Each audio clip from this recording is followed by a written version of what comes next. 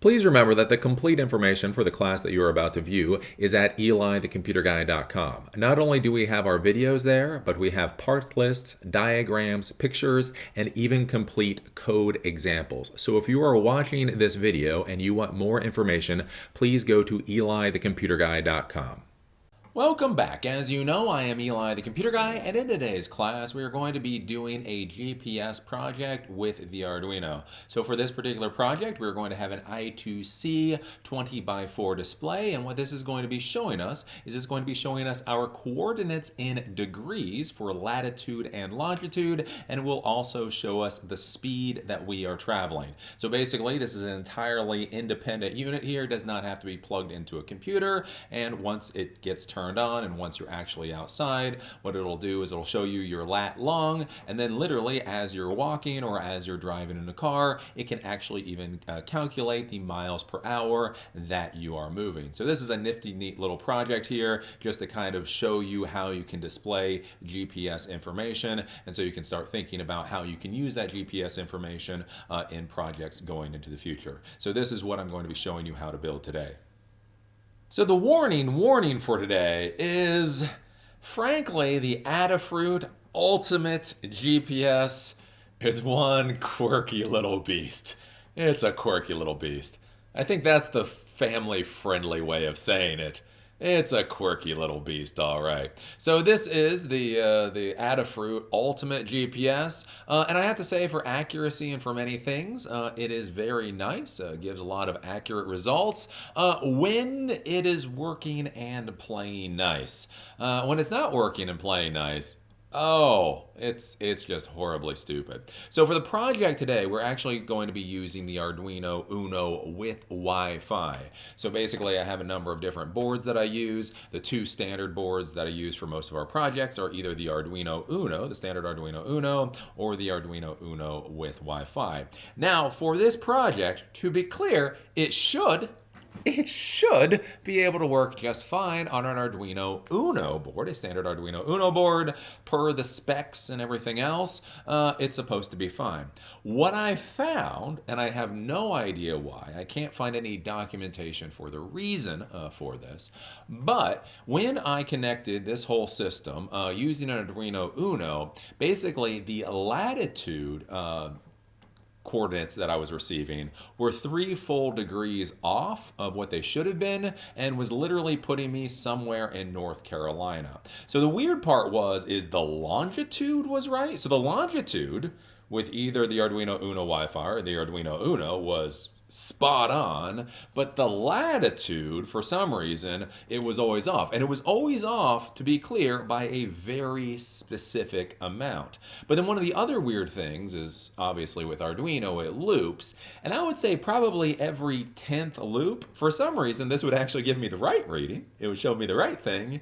And then for the next 9 loops, it would show me the wrong reading.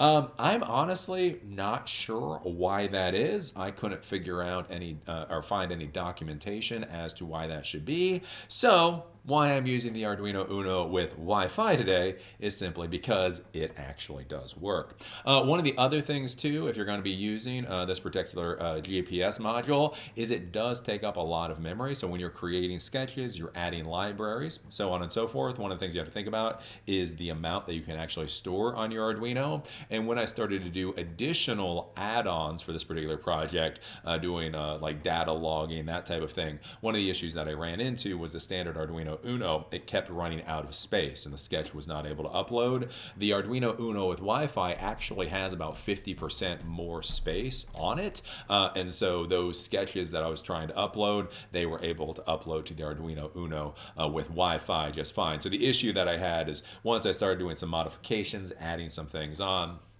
I was running into an issue where I was trying to use like 110% of the space on the Arduino Uno. And so since the Arduino Uno with Wi-Fi has an additional 50% space, I was still well under the limits there. So the first thing I will say is if you do try to use this GPS unit with an Arduino Uno, standard Arduino Uno, good luck. Good luck. I can't tell you what's going on. So we are using the Arduino Uno with Wi-Fi today. The other things going on with this particular project is the coordinates that you will be seeing on the GPS will actually be in degrees. So initially, whenever you're going to be using the Adafruit examples, they give you GPS coordinates. And those GPS coordinates, for whatever reason, you can't simply plug that information directly into something like Google Maps and see where you are. If you do, I will show you the function for actually being able to pull out the degrees. If you pull out the degrees, then with those degrees, you can actually plug that into Google Maps and show where you are. So that's one thing to think about. Like, so if you just simply pull out the GPS coordinates, it'll be, I don't know, like 4 numbers, period, another 4 numbers. And when you try to do anything with that, for a lot of products, won't be able to actually show you where you're at. So if you turn that into degrees, what I'll show you how to do today, then that is something that you can actually just plug into Google Maps. So that's another thing to be thinking about too. Additionally, and finally, for the speed, actually with the GPS unit, it shows you your speed in knots, K-N-O-T-S. So if you're, I don't know, if you're flying or if you're in a boat or something like that, knots might be useful. Again, being on the ground, miles per hour is what I would want. And so I did the basic math. And so apparently it's like a knot. A knot is like 1.15 miles per hour. So I did a calculation in here to the knots times like 1.15, and that gives us our miles per hour. So it shows us the speed that we're going. So these are just some of the things to be thinking about whenever you're dealing with this particular GPS. Dealing with a GPS, to be honest with you, it's a bit more complicated, or I don't know if it's complicated. It's a lot more quirky than you think. It's a lot more quirky than you think it should be. So if you have any issues, just be ready to do a lot of troubleshooting. And again, if you're using an Arduino Uno board or an Arduino Mega board or something else, just realize there may be some quirks you run into, literally depending upon the board that you're using. So with that, what I want to do is I want to go over, I did a video where I actually took this whole unit out into a park so that you can see the coordinates, you can see the speed, you can see how this actually interacted in the real world. Then once I've shown you that, I will show you how this thing is actually built, and then we'll go take a look at the code. Okay, so I took the GPS unit out to a park for 2 reasons. One, I don't want to show you my house GPS coordinates. And also, one thing with the GPS is if you're in like the basement of your house, most likely your GPS will not be able to pick up a GPS signal. So many times if you're on like the 1st or the 2nd floor of your house, you will be able to pick up a GPS signal. So when I'm upstairs, I can pick up a GPS signal with this Adafruit Ultimate GPS. But way down here in the basement, there is simply no signal at all. So by taking this out to the park, I'm not going to show you my coordinates, and I can actually get the thing to work. So if I press the play button here, so basically this was just on the hood of my car, so I'm turning it on. So we get a little splash screen here saying Arduino GPS. Then it's going to boot into the normal sketch. So initially sees 0 satellites and with no signal. And then basically once it actually picks up a signal, we can see it's currently communicating with 5 satellites. So here it'll communicate with anywhere from like 4, I don't know. The highest I think I've seen it go up to is like 8 satellites. The more satellites you have, the more accurate it'll be. Then here, right here, we have the speed. So this is the speed. And so with me just moving, it's like 0.17 miles per hour. Then we have the lat coordinates, 39.4373 flat da. And the lon coordinates, the longitude coordinates is negative 76.82, so on and so forth. So if we go on and basically I start walking, what you can see is the speed actually starts speeding up. So as I start walking along, we can now see I go up to like 1.5 miles an hour. Then I go up to 2.5 miles per hour. And as we can see, as I'm moving, basically the lat long keeps moving along with me. So again, this is relatively real-time accurate. Again, depending on what type of project you're doing, you do have to worry about how fast this thing actually keeps up. So with me walking around on the ground or even in a car, this is definitely working fast enough. Something that you may have to think about is if you're putting this onto some type of vehicle, you're putting this onto an autonomous aircraft or something like that, one of the things you will have to think about is how fast it updates. But as you can see, it does seem to update relatively quickly. Now again, with this, the lat long in degrees, what we can do is we can see what the degrees are. So that's one thing, just so you notice here, if you could see it, is it did give like one bad reading. So it gave a reading where it's like saying 96. Of course, I can't get back. Oh, yeah, yeah. See how it says like 93 there?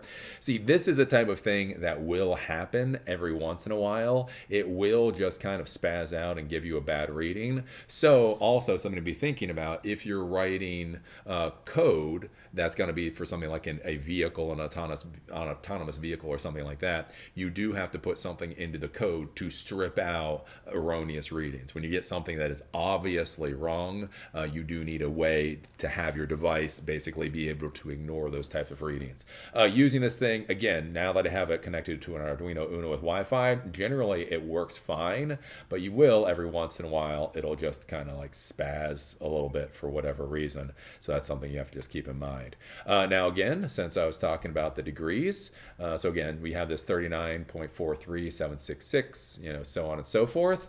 What I can do here is I can shrink this down, and then I can bring up Google, right? So I can have this, and just to show you is if we go to, let's say, Google Maps, so I go to maps.google.com, one of the things I can do is in maps.google.com, I can actually plug in these coordinates. So I can do 39.43766, 403, and then you do comma, space, and then it's negative 76.82 649230, and then if I hit the enter there, it will show me this location. So again, I did go to this particular park, and so again, that's where I was. So there's a little parking lot right here. There's a little park with a little lake in the middle of it. And so this is what my location was. And so with these degrees, this you can actually use to simply plug the information directly into Google Maps. Again, if you simply pull out the GPS coordinates, the raw coordinates, you will not be able to plug those into Google Maps. So that's just something to keep in mind. So essentially, this is how the project is going to work once you have it all up and running. So let me show you how this thing is actually built, and then I'll show you the code. So this is what the project looks like when it actually gets built. Again, I'm using the Arduino Uno with Wi-Fi, not the standard Arduino Uno. So I will repeat that a couple of times because, like I say, at least for me, I was having a lot of issues. And to be clear, I have a lot of different Arduino Unos to play with. It's not like I simply have one bad Arduino Uno and that was causing me the problem. So whatever the issue is, I'm honestly not sure what it is. As with many things, maybe I will figure out what the problem is in the future.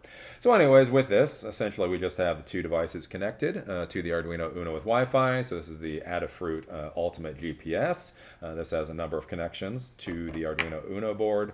And then we have the I2C screen. This is a standard I2C screen we've used for many different projects. For the I2C screen, we are going to be connecting the VCC to the 5 volt, the ground to the ground. Then we have the SDA and the SCL.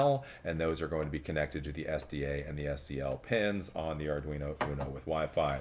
Now, as far as the Adafruit, the Ultimate GPS, is concerned, so the ground goes to ground. One of the nice things with this particular GPS is you can run it off of the 3.3 volt power. So instead of using a breadboard to split everything off for the power, I'm simply connecting this to the 3.3 volt power on the Arduino Uno with Wi-Fi. So basically everything can just be connected directly to the Arduino board. I have tried basically splitting the 5 volt off, so powering the I2C screen and the GPS using 5 volt. I did not notice any performance difference, so having it connected like this basically should be fine. Beyond that, basically we have the transmit and we have the receive pins. So those are the only, so we're going to use the power pins, the transmit and the receive pins. Those are the only pins we're going to be using on the GPS. And for this, we have the, we have the transmit pin. The transmit pin is going to be connected to digital pin 8 on the Arduino Uno with Wi-Fi. And then the receive pin is going to be connected to digital pin 7 on the Arduino Uno with Wi-Fi. And that is how this gets built out. One of the things that I will say is when you get this particular kit, you're going to have to solder on both the little prongs for the connectors, and you're going to have to solder on the little battery connector here. So basically this is a battery, and this allows the GPS to retain the settings and the configurations it receives when it's turned on. I will tell you, I soldered on the pins initially, and then I was just kind of lazy and cranky, so I did not solder on this little battery connector here. And it works okay. To be clear, if you don't solder on the battery and give it a battery, it will work, but it takes a while before it will actually be able to get all the settings from the GPS satellites. So basically, you'll turn it on, and I don't know, you'll have to wait anywhere between like 1 to 5 minutes before it'll be able to communicate with the satellites and get all the information, simply by taking the extra couple of minutes to solder on the little battery thing here and put a battery in there. Now, as you could see in the video that I showed you, now when I turn it on, it's able to grab settings like in less than 30 seconds. So if you are going to be doing a lot with this particular GPS, do make sure to solder on this little battery cover thing here and put a battery in. The performance difference really is a massive difference, especially when you have to turn the unit on and off. You're doing troubleshooting, trying to figure out what's going on. Being able to save a couple of minutes every time you reboot the device is a useful thing. But this is basically all that's required to build this particular experiment here. So with that, let's go over to the computer and I will show you the actual sketch itself. So here's a sketch I have modified for today's particular project. So basically what I've done is I've taken an example that you get when you download and install the Adafruit GPS library, and I've modified that to add the I2C screen and basically do the things that we need done today. One thing, once you install the Adafruit GPS library, if you go over to File, Examples, you're going to be given a lot of different examples for the GPS. One of the things that I really dislike about the documentation for the Adafruit GPS is basically they tell you to do things and basically open up examples that don't exist. So they'll say things like open up the GPS parsing example. But if you come over here and you look at the examples, there's a lot of different GPS parsing examples. So here's the GPS hardware serial, and you have everything from the echo test down to the timing. Then you have I2C echo test and down to parsing. Then you have GPS software serial echo test all the way down to parsing. So basically what I did is I found the GPS software serial. This series here seems to work well with this particular GPS unit and using the Arduino Uno with Wi-Fi. So the I2C, I couldn't get working, and the hardware didn't seem to be the way to go. So if you are following along here, or if you want examples that you want to modify yourself, basically the software serial, this series of examples is what you will want to modify. What I modified today, basically to make this work, is the software serial parsing. So this is the example that I have modified. This is just one of those things to keep in mind if you use this particular module and the Adafruit library. I will say the documentation from Adafruit is bad. It's bad in the way of it tells you to do things that aren't there. Open up this example, but that example doesn't exist. So anyways, so we have the comments up here just telling you which example that I modified for this, and again telling you to try to use the Arduino Uno with Wi-Fi Rev 2 in order to make this work. Again, with the Arduino Uno, I had a lot of different issues, so just kind of keep that in mind. If you want to try this with the Mega boards or other boards, obviously you can do that, but you may run into issues. Then what we're going to do is we're going to include the Adafruit GPS library, and we're also going to include the software serial.h library. One of the warnings I will give here is doing a lot of research in order to make this little system work. Apparently this software serial library right here can cause a lot of issues. Apparently, however it's written and however it deals with communication with the Arduino, it many times can cause as many problems as it solves, apparently. I've seen a lot of people complain about this particular library. So again, it's one of those things just to keep in mind. This may not, at the end of the day, be one of the best libraries to use for particular projects. So just kind of something to keep in mind. If you find an example that doesn't require this library, you might want to use that example. Just something to keep in mind there. Anyway, so here we come to the ETCG notes. So this is everything in order to set up that I2C screen. Same thing we normally do. Wire.h, LCD.h, and liquid crystal _ I2C. We've used this in many projects in the past. The most important thing here is we're going to be creating this LCD resource and the I2C address. Again, remember an I2C is an addressable scheme in the electronics world. So the I2C address for this particular screen is 0 0x27. If you're using a different LCD screen or it doesn't have the default address the same way, make sure to run the I2C scanner example, scan for I2C devices and see what particular address you may have. So if the LCD screen doesn't work at all, it may be because that address there isn't set up properly. Then here, I've left in the comments for basically how you're supposed to connect up the GPS to the Arduino Uno with Wi-Fi. For this, it says to go to 5 volt, but again, I have found that the 3 volt works completely fine, and using the 3 volt, then again, the 5 volt can go to the I2C display, and the 3 volt can go to the GPS. Ground, of course, goes to ground. Transmit, the TX, goes to digital pin 8. RX, the receive, goes to digital pin 7. Then down here, basically, this is how you configure the pins for the GPS. So software serial for 8 and 7, then you feed the Adafruit GPS, the information from my serial, and then that is what allows the Arduino to be able to start reading from the GPS. We start going down here, and a lot of this stuff you're just not going to modify. A lot of the things that you're dealing with the GPS, unless you know what you're doing or you know you want to play, don't mess with it. So we're defining the GPS echo true. We're just going to leave that as it is. Then we're going to come down here, ETCG notes. We're going to be starting the LCD screen. So LCD to begin, 20 by 4. LCD backlight, 3 positive. Basically turn the backlight on. Then here we're going to LCD set cursor to the first position on the first row. And then we're simply going to print out Arduino GPS. So this is going to be the splash screen that shows up. Then we're going to come down here and we're going to do the serial.begin. Important thing for the serial monitor. So if you want to take a look at the serial monitor just to see what the computer can read from the GPS unit, we are at 115,200 for the baud. So in many projects we use a 9600. So just if you open up your serial monitor and it's at 9600, it's not going to read what's coming from the Arduino. You do have to set it to that 115,200. It's going to delay for 5 seconds. It kind of allows the GPS to start reading things. We come down here, it starts the GPS. It's going to send a command, basically deal with how the GPS is sending and receiving commands. All of this kind of stuff we don't mess with. It delays for 1 second, then it's just simply going to print things out to the GPS itself. Then we're going to come down here. We have a timer for milliseconds, just simply a timer for the GPS. And again, a lot of this is just the GPS, basically how the GPS works. Be careful if you modify any of this. Then what's going to happen here is we're going to start printing out serial. So this is serial printing. So this is printing out to the serial monitor. We're going to be printing out the time that the GPS is receiving. So GPS hour, GPS minute, GPS seconds, GPS milliseconds, all of this kind of stuff. So again, this is everything being printed out to the serial monitor. This is to the computer itself. You know, the date, fix, quality, a whole bunch of different things. Then we have location, and so it'll serial print out. So if the GPS can actually fix its location, so it can actually find itself, it will print out, just simply say location, and then GPS latitude.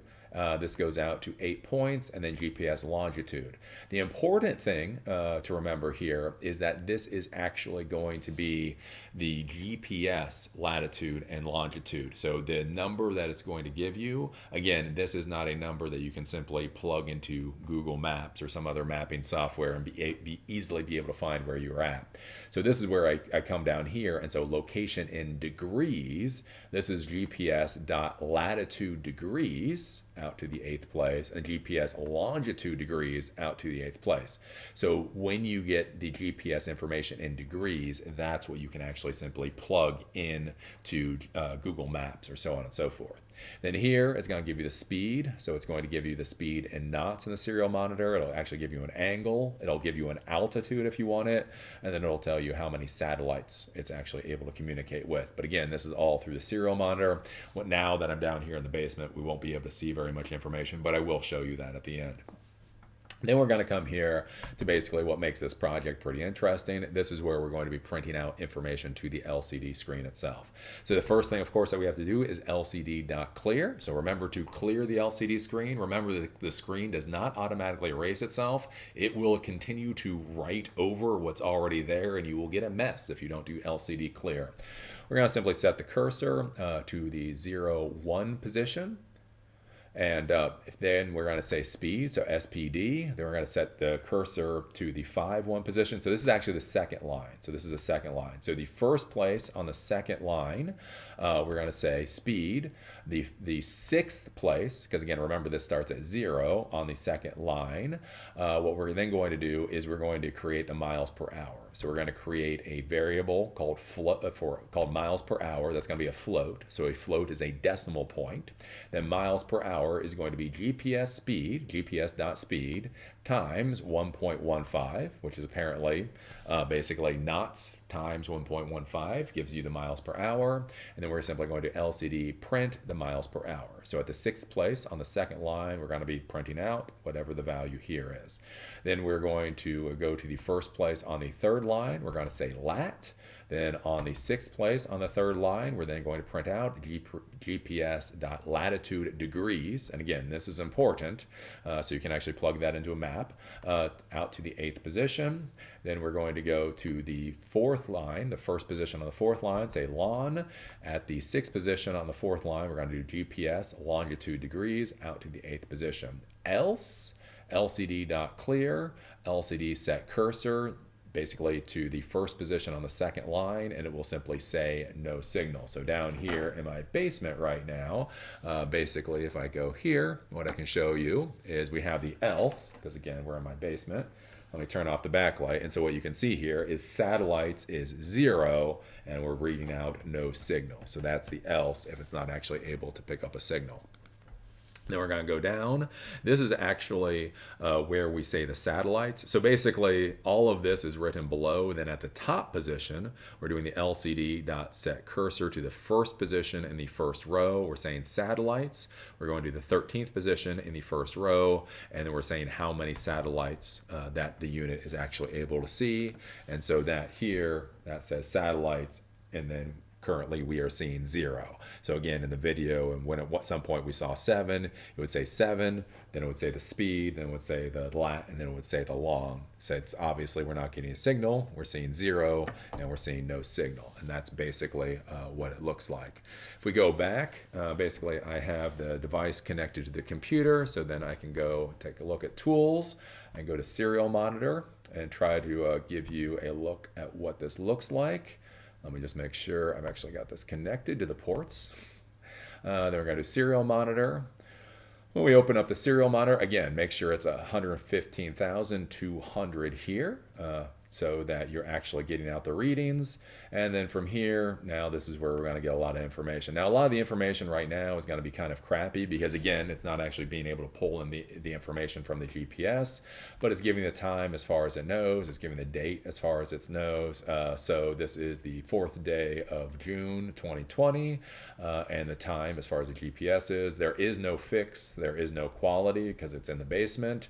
And then basically it's just spitting out all of this information. So again, if you were actually out, outside, and this was able to pick up a real signal, all of this information would look a lot better, and you could actually take a look at this information and verify the information that you were seeing here is the information that you were seeing on the LCD screen. So that's basically how this particular project works. Again, you can go through, you can take a look at the different variables and the different things you're doing to pull out information. The important thing with this is, again, make sure that you use the Arduino Uno with Wi-Fi version 2. So this is a particular board that we've used for many of our projects. Again, using the LCD screen, 0x27 is the address for the screen. Go through here, plug everything in, and away you go. Again, another big thing is make sure the baud rate for the serial monitor is at 115,200 so that you can actually see what's coming out through the serial monitor. And that's really all there is to this particular project.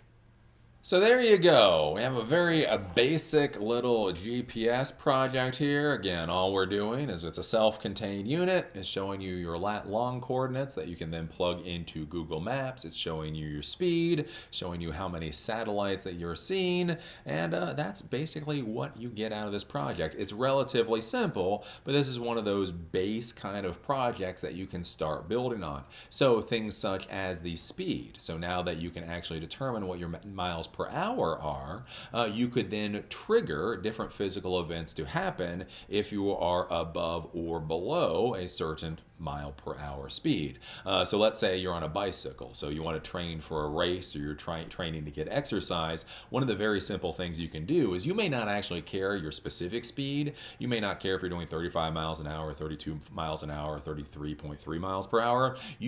Something that you may just care about is that you're simply above 30 miles per hour. So what you could do is you could create this little device, basically feed in the mile per hour speed, and then if you're above 30 miles per hour, you could turn a green LED light on so that you know you're going above the speed you want to go. If you go below 30 miles per hour, it could turn red and you can know, okay, you need to try to go faster. Conversely, if you have a vehicle, or imagine you have a vehicle for your company and your employees are going to be driving that vehicle, simply having a device like this in the car, and if somebody tries to drive above 65 miles an hour, simply having a little red LED light turn on and say slow the F down, that might actually be something useful for you. So this is a kind of a basic project here, and again, giving you the ideas of what you can do once you can start turning coordinates and speed and that type of thing into variable values. And then once you have those values, you can test based off of those values and do interesting things. Again, a little basic thing like this is you could use simple geofencing, so square geofencing. Again, basically, if where you're at is beyond, a certain lat or lawn, again, turning on a red or green. So if you're within a certain geofenced area, the light is green. If you're outside of that geofenced area, the light is red. Again, it's a simple thing, but that might be something that you can actually use in a project going into the future. This particular GPS unit is the polite thing to say is it's quirky as hell. It's quirky as hell. That's the family-friendly thing to say about this GPS unit. This is the Adafruit Ultimate GPS unit. I don't know. The coordinates, when it works, seems to be fine. The code, once you figure out which freaking code you're supposed to use, that works well. Again, take the extra minute to actually solder on the little battery cover here thing and to shove in a battery. Once you do that, it works a hell of a lot better than without the battery, though it will work without the battery. But just realize with this whole thing, quirky is the answer. I've literally purchased a different GPS unit from a different vendor that uses a different library, and I'm hoping that particular GPS will not be quite as quirky as this one. But from what I can tell, this one is particularly quirky. So just kind of keep that in mind. It may not be as easy to use this particular module on any particular Arduino that you want, simply because of those quirks, as they say. So anywho, as always, I enjoyed doing this class and look forward to seeing you at the next one. If you like the content that I create, please think about going to elithecomputerguy.com and becoming a member or donating. Please understand that all of the educational videos are in front of the paywall. That includes the videos, that includes the notes, the diagrams, and the code example. All of that is freely available and in front of the paywall. But if you want to watch opinion videos, or if you want to be able to comment, you do need to become a member. Membership is $5 a month or $60 a year and gives you access to those opinion videos and the ability to comment. If you don't want to become a member, you just want to give a one-time donation, there's also a donate button where you can do that. Please understand, in order to provide the education that I am, it does cost money. Servers cost money, equipment costs money, travel costs money. All of these things cost a reasonable amount of money, and the fact of the matter is YouTube's advertising program no longer supports creators the way that it used to. So if you want these classes to continue to stick around and you find them to be valuable, please think about either becoming a monthly member or donating a few dollars for this project.